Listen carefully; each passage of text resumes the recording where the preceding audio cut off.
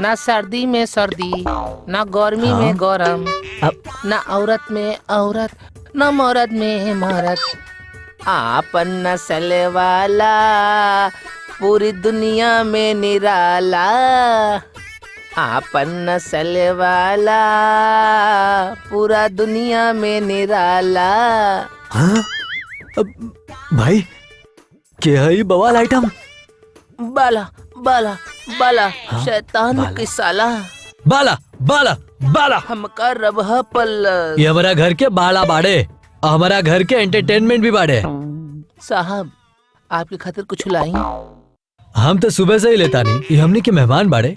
एंकरा से पूछा का चाहिए एंकरा। साहब ये तो कुछ लेबे न करेले, आपे कुछ ले लो। है ना, हमारा के कुछ ना चाहिए। साहब गरम बा का? अरे चाय।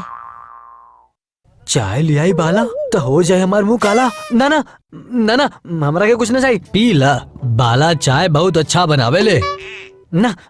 तू एगो काम करा, जा पानी लेके आवा। अच्छा साहब पानी ठंडा ली ही या गरम? नॉर्मल लेके आवा। साहब हम तो खुद नॉर्मल ना बानी, जौन तोरा खातिर नॉर्मल लाई। जा कुछ भी लेके आ। कुछ भी? हमारे यहाँ तो कुछ भी मिलबे न करेला। अरे हमार मतलब है कि जौन तोरा जी में आई उ ले आवा। जा। एकरा खातिर करेला के जूस घोट के लावा तानी, देखा तानी कैसे ना पिएला।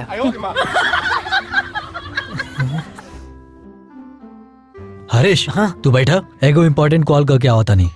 हाँ